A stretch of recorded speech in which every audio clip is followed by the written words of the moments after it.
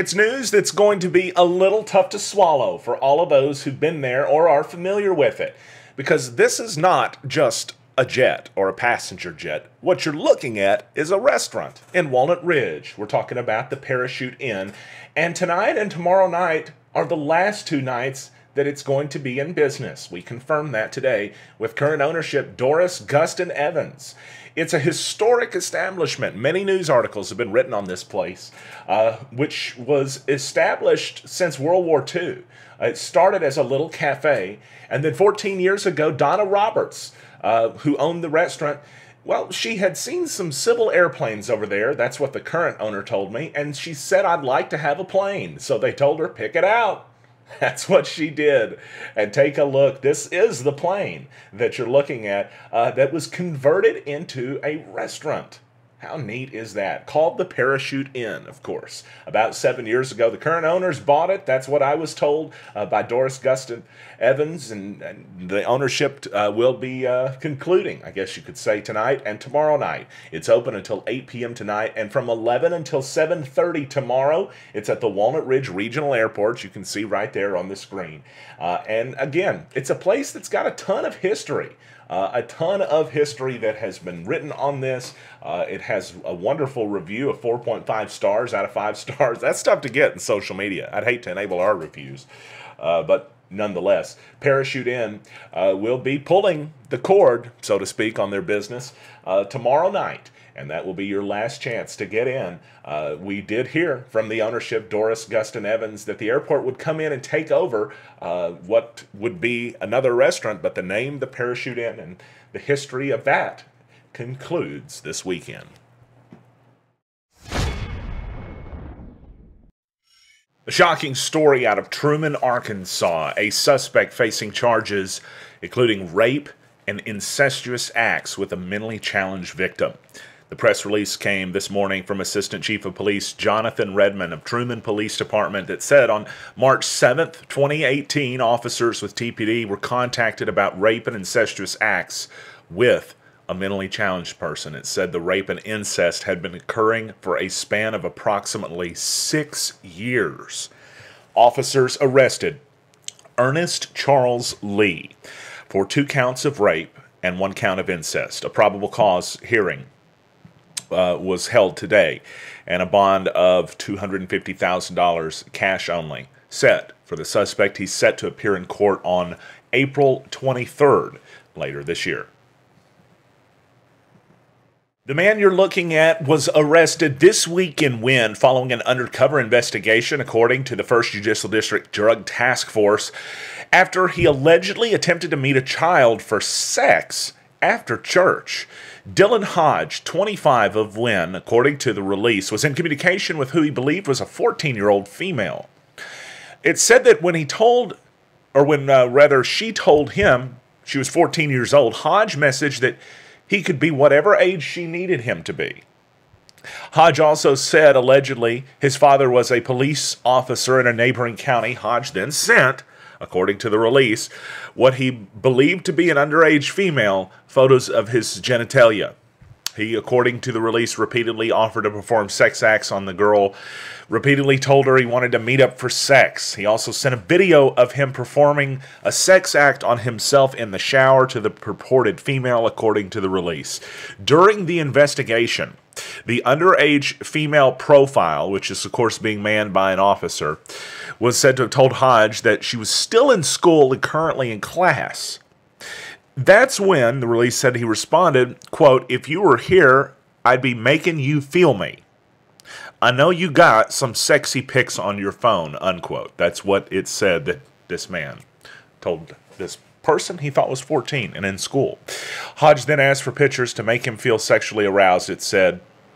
And it gets worse from there. There's stuff I'm not going to repeat, but it's in the release. But I will tell you that Hodge was arrested by special agents with the Drug Task Force, Arkansas State Police detectives, and officers with the Wynne Police Department after agreeing to meet with the female after Wednesday night church for the purpose of having sex. That's all what this said in the release. Hodge was interviewed by DTF agents.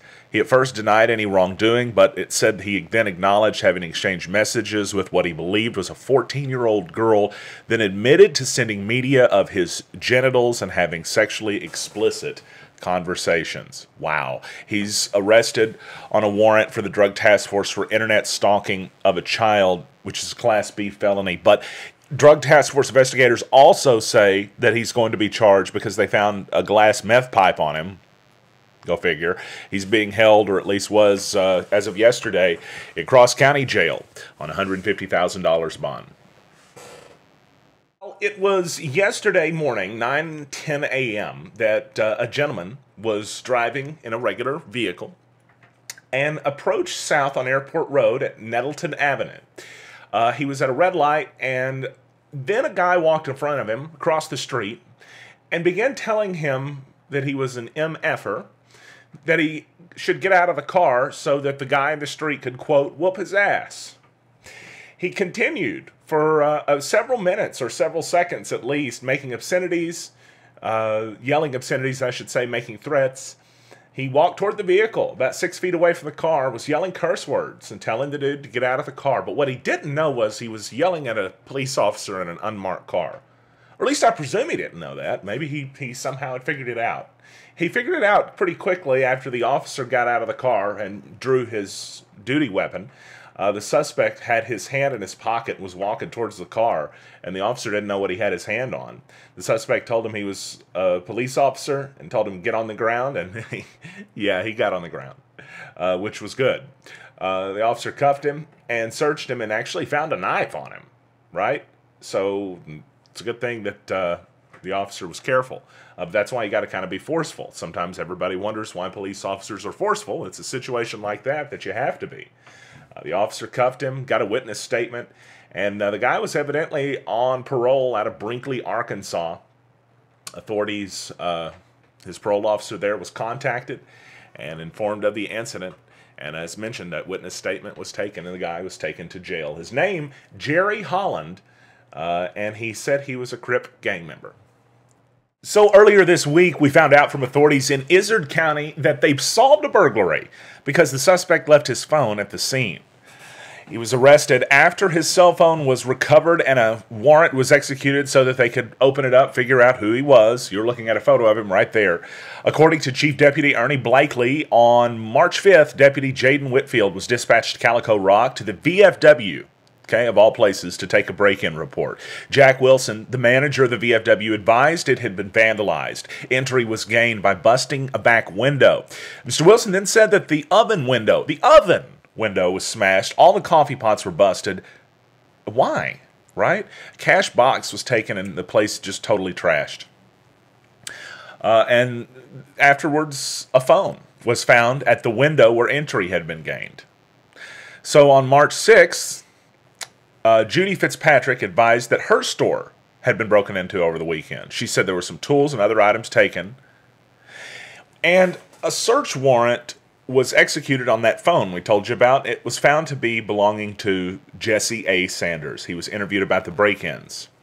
And then the press release says he was charged with 2 counts of commercial burglary, a Class C felony, first-degree criminal mischief, a Class D felony, and 2 counts of theft of property, a Class A misdemeanor. Earlier this week, he was incarcerated in the Izard County Detention Center in lieu of a $20,000 bond. But the incident is still being investigated. I guess authorities trying to make sure it wasn't just these 2 cases, that they could trace back to the individual who left his phone behind. Don't take your phone to work.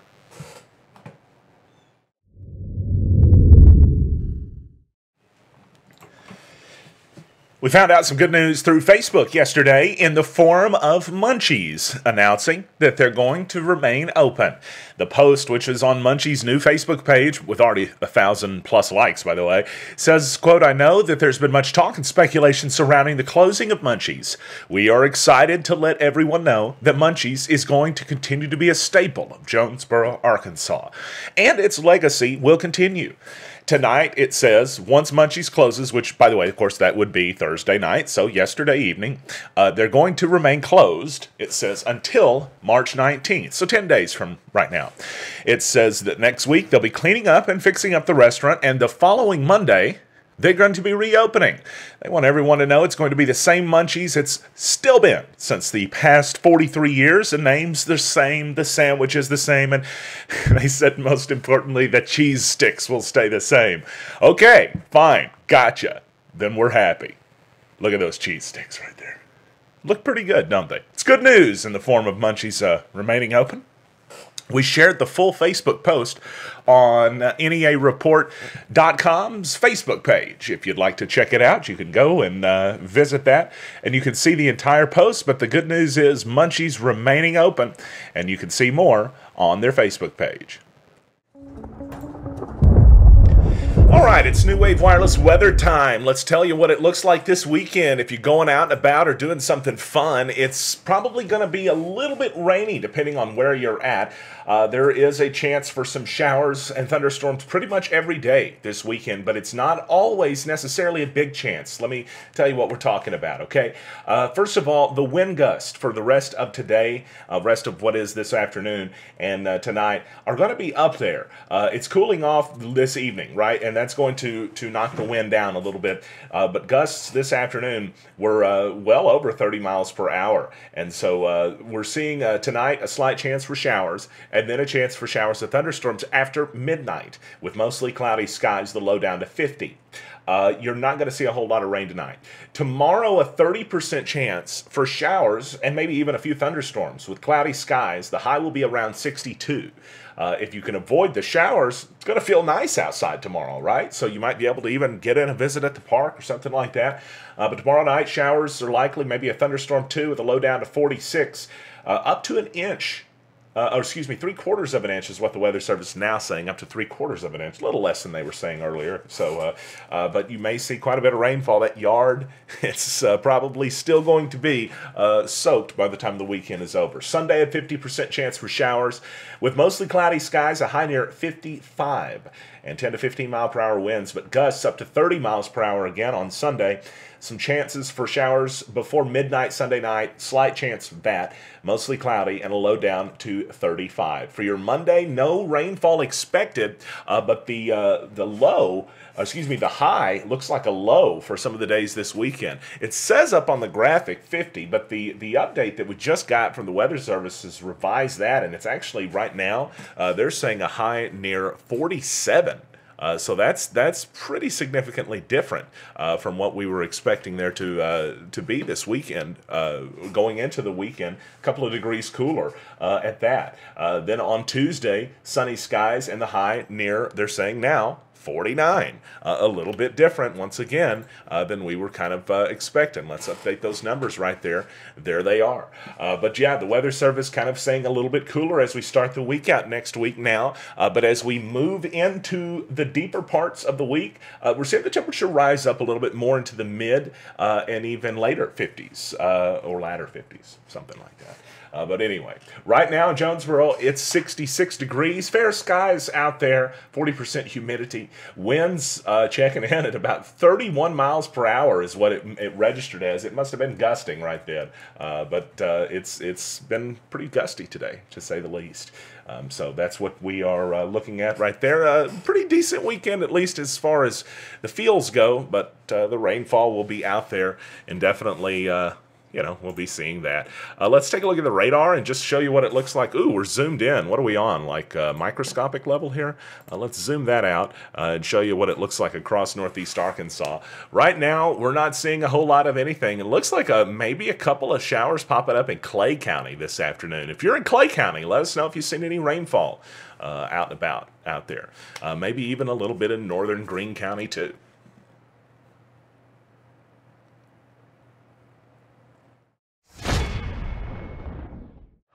Accidents happen. So what happens if you bring your car or truck to Stadium Auto Body? It's in the hands of a manufacturer-certified expert who'll treat it with respect. It's brought back to life using the advanced tools and technologies today's vehicles require. All makes, all models. At Stadium Auto Body, we do the job right, back our work with a limited lifetime warranty, and make the whole experience pleasantly easy. Accidents happen. We're what happens next. Tell your insurance company you choose Stadium Auto Body. Brothers Flooring on Highway 67 South in Pocahontas has all your flooring covered. Stop by our showroom Monday through Friday 8 to 5 and see all we have. Carpet with pad and install starting at $16.50 a square yard. Laminate with pad installed starting at just $3.25 a square foot. Every name brand of engineered and solid hardwood from $5 a square foot and up. Waterproof vinyl planks, wood look and tile look, attached cork pack starting at $3.49 a square foot installed. Ceramic and porcelain tile of all sizes and all colors. We build custom tiled showers from the floor op shelves and benches, tub surrounds, kitchen backsplashes like no other. Brothers Flooring, Highway 67 North in Pocahontas. Call today, 870-892-2525.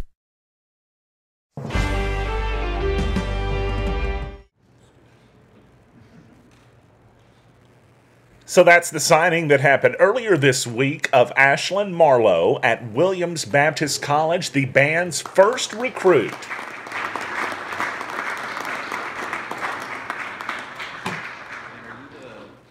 It's a big moment there for what will be a university before long, and we're going to actually tell you a little bit more about that right now. The new Williams Baptist College band's first recruit, Ashlyn Marlowe, signed just on Wednesday. She is, of course, from Pocahontas, Arkansas, and it was a special day there. As a matter of fact, the new director of bands, Brady Massey, described to everyone how he was happy to sign Ashlyn and why that Ashlyn was the first signee. It's very exciting. Finally, we're moving forward. There's been a lot of names and a lot of paperwork, but having her here and making such a big deal about it, I can't wait for the next one. How did Ashlyn end up being your choice as the first signee?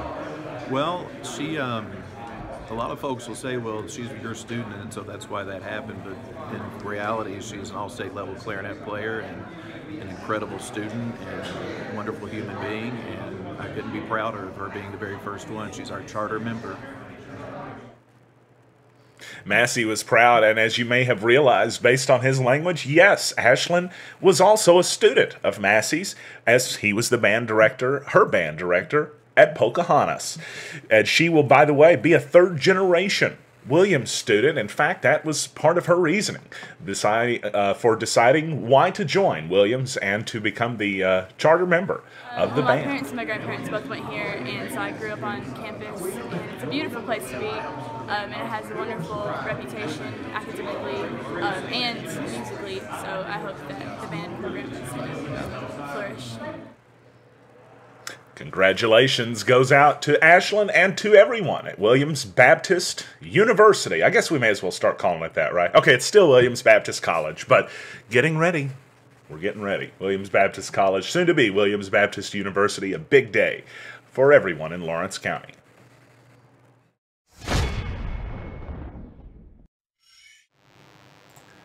Here's a story from Talk Business and Politics. Pharmacy benefit managers. Have you heard about this issue? It's been crushing local pharmacists.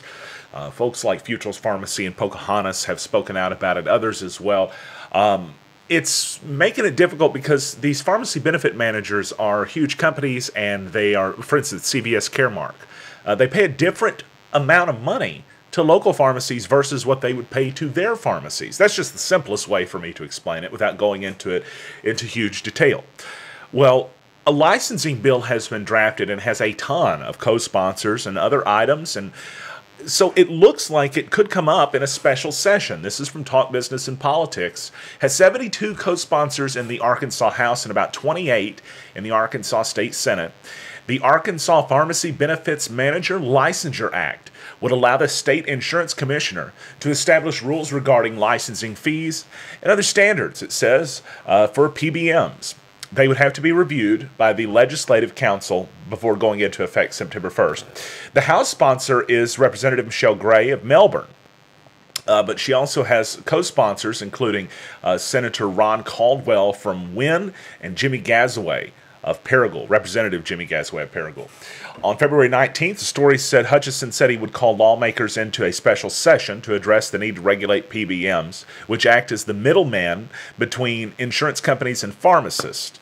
3 days before that, the Senate President pro tempore, Jonathan Dismang of Searcy, I hope I said that right. And Speaker of the House Jeremy Gillum of Judsonia had written identical letters to the governor, basically saying, hey, we need this. We need this special session, okay? A lot of attention has been given to this because it's making local businesses suffer while big businesses are able to thrive. CVS Caremark specifically come up in this story. It says that when Arkansas Blue Cross and Blue Shield began contracting with CVS Caremark as its pharmacy benefit manager, it was already serving as the PBM for Ambetter, another health insurer in Arkansas. State's pharmacists said that they were losing money on a lot of the transactions, and they say CVS Caremark was illegally keeping too much of the insurance payments that should be belonging to the pharmacists.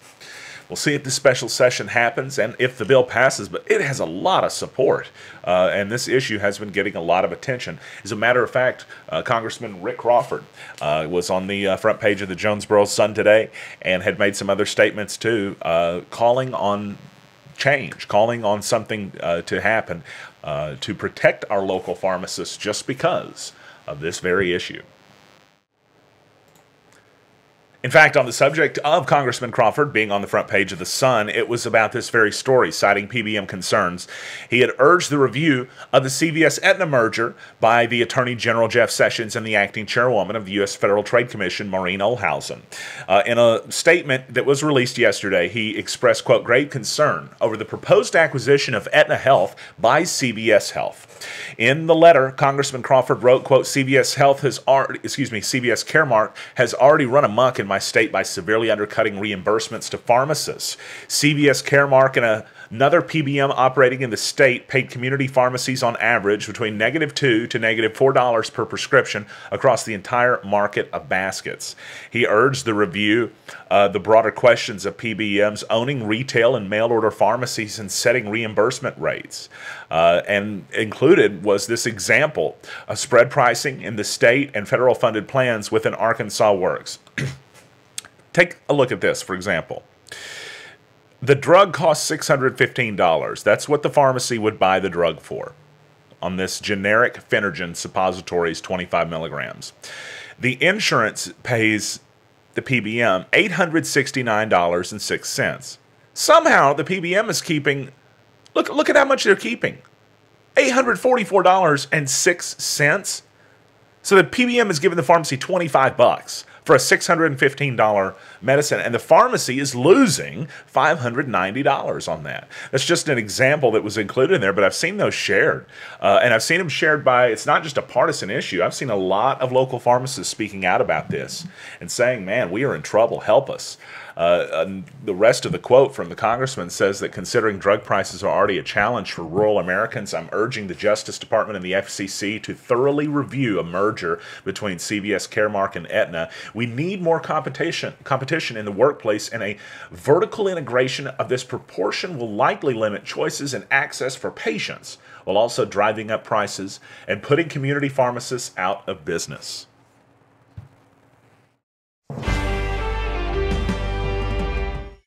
And if there's one complaint we hear a lot of, it's that we don't tell you enough good news. So here's some good news to kick off your weekend. The Pharma Bro, remember this guy? He had this company called Turing Pharmaceuticals. They bought companies with patents for medicine, with FDA-approved medicine.